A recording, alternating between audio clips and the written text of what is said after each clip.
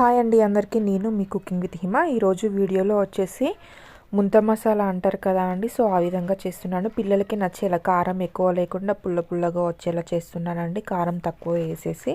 So మన మరమరాలు ఉంటాయి కదా అండి, మరమరాలు అండ్ కార్న్ ఫ్లేక్స్తో చేశాను. సో ఫస్ట్ ఆఫ్ ఆల్ వాటికి సరిపడా ఆయిల్ తీసేసుకొని, ఆయిల్ హీట్ అయిన తర్వాత లైట్గా పచ్చిమిర్చి కారం యాడ్ చేస్తున్నానండి. పచ్చిమిర్చి యాడ్ చేసుకున్న తర్వాత కొంచెం కాస్త ఆయిల్లో ఫ్రై అయ్యేలాగా, మరీ కారం వచ్చేలా కాకుండా ఆయిల్లో ఫ్రై అయ్యేలాగా తీసేసుకున్నాను. అటుకులు వచ్చేసి పేపర్ అటుకులు కాకుండా మామూలుగా దొడ్డ అటుకులు ఉంటాయి కదా అండి. సో అవి తీసేసుకోండి. అవి వేగిన తర్వాత అందులో కాస్త లైట్గా వేసేయండి. పసుపు వచ్చేసి హెవీగా వేయకండి. అందులోనే కాస్త మరమరాలు యాడ్ చేస్తున్నాము. మనం అటుకులు ఎంత క్వాంటిటీతో తీసేసుకున్నామో, 1 గ్లాసా 2 గ్లాసెసా, అలానే మరమరాలు కూడా 1 గ్లాసా 2 గ్లాసెసా అనేసి తీసేసుకోండి.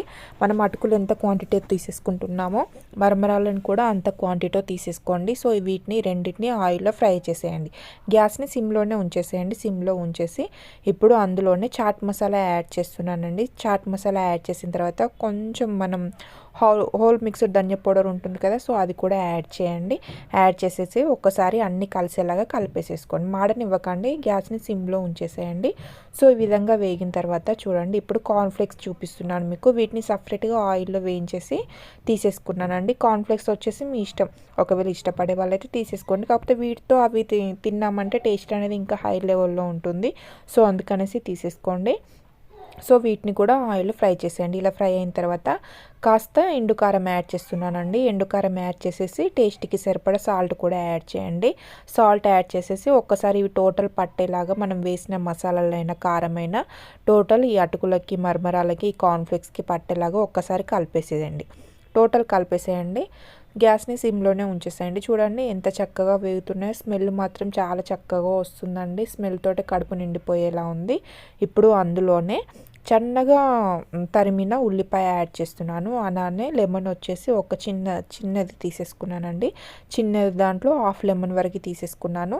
ఆనియన్స్ పైన లెమన్ పిండేసేయండి. సైడ్స్కి ఎక్కడ పిండకండి. మనం ఆనియన్స్ ఎక్కడ వేసామో ఆనియన్స్ పైనే లెమన్ పిండేసి తీసేసుకోండి. సో ఇప్పుడు ఒక్కసారి కలిపేసేయండి. గ్యాస్ని ఆఫ్ చేస్తాం అనే ముందు మాత్రమే ఆనియన్స్ యాడ్ చేయండి.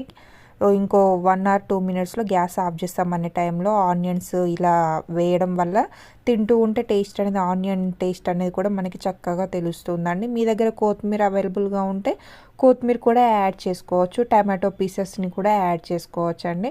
పిల్లలు ఇష్టపడరు కదా తినడానికి టమాటోస్, ఈ కొత్తిమీర అనేసి నేను ఈ విధంగా యాడ్ చేశాను. చూడండి ఎంత టేస్టీగా వచ్చిందో.